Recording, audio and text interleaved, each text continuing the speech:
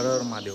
तुमचं सर्वांचं परत एकदा स्वागत करतो माझ्या MH सायकल बाबा या यूट्यूब चॅनलवर. तर काल रात्रीचा मुक्काम आपण मकरध्वज हनुमान मंदिर आहे या ठिकाणी केला होता आणि आता आपण या ठिकाणी दर्शन करून पुढे निघणार आहे.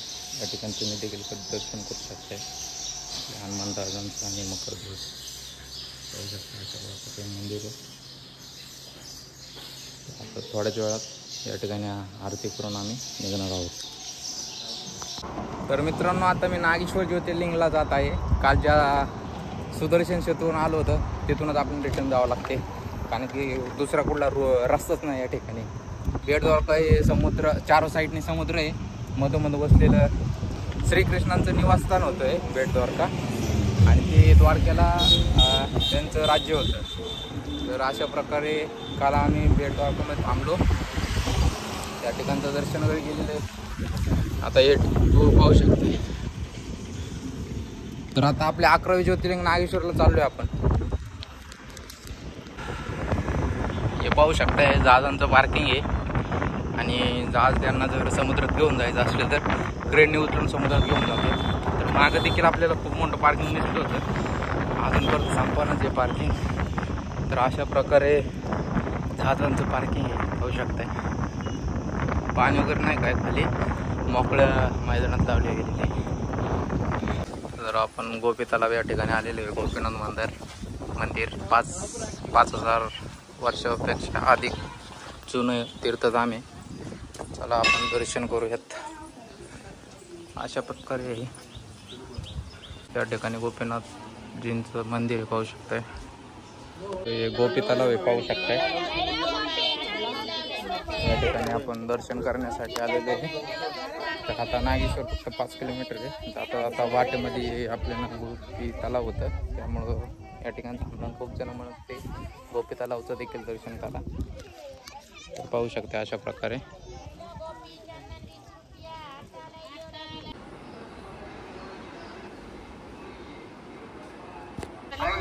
तर हे जे गोपीचंदन आपण डोक्याला लावतो या ठिकाणी त्याचे खान आहेत मागच्या साईडला.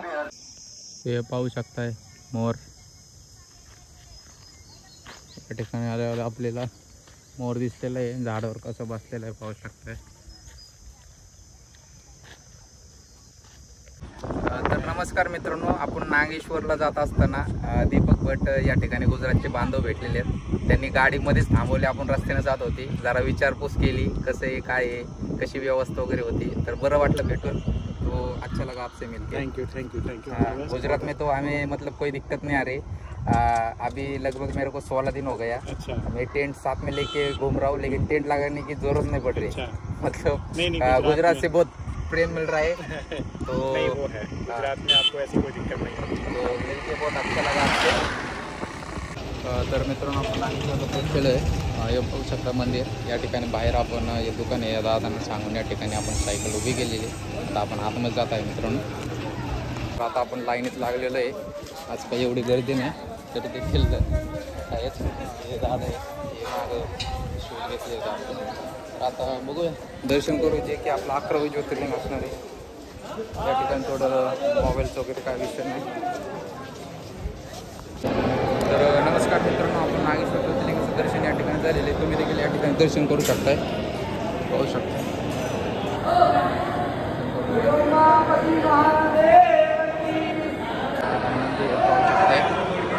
मंदिराचा असा परिसर आहे. मोबाईल नेण्यास अलाउड असल्यामुळे आपण या ठिकाणी आलेलो आहे. तर तुम्ही देखील दर्शन करून घ्या मित्रांनो.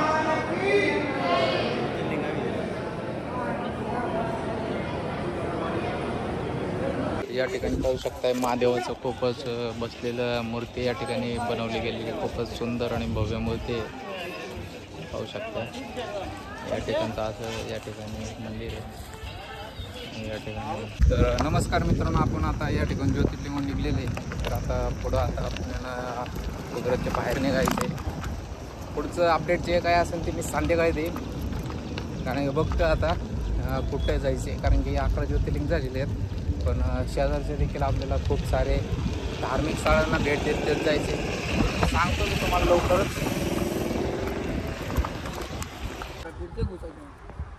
तर पाहू शकताय आदियोगीचं त्या ठिकाणी दर्शन होत आहे आपल्याला. तर 9 जुलैला गुरुपौर्णिमेच्या दिवशी या ठिकाणी उद्घाटन होणार आहे. तर आम्ही थांबलेलो आहे वेद पाठशाला, जिथे वेदचं शिकवण दिली जाते त्या ठिकाणी आजचा मुक्काम आहे आपला. तर अशा प्रकारे परिसर आहे. हे आपले मित्र आहेत, अशा प्रकारे सगळे वेद शिकणारे मित्र आहेत. त्या ठिकाणी मंदिर आहे. तर आज खरंच एक आपली जी सनातन संस्कृती आहे त्या ठिकाणी आल्यासारखं वाटतंय. आत्ताची जी पिढी आहे ते इंग्लिश मिडियमला न शिकवता त्यांना वेदच शिकवलं पाहिजे, कारण की आपली सनातन संस्कृती जपलं पाहिजे आपल्याला. तर आज या ठिकाणी येऊन खरंच एक खूपच छान वाटत आहे. या मित्रांसोबत थोडंसं आपण चर्चा देखील केली. त्यांनी सांगितलं कशा प्रकारे आमचं शिकवलं जाते. मागं गोशाळा आहे. तर पाहू शकताय आता संध्याकाळचा देखील काही नजारा खूपच सुंदर असणार आहे. तर चला मग भेटूयात लवकरात लवकर.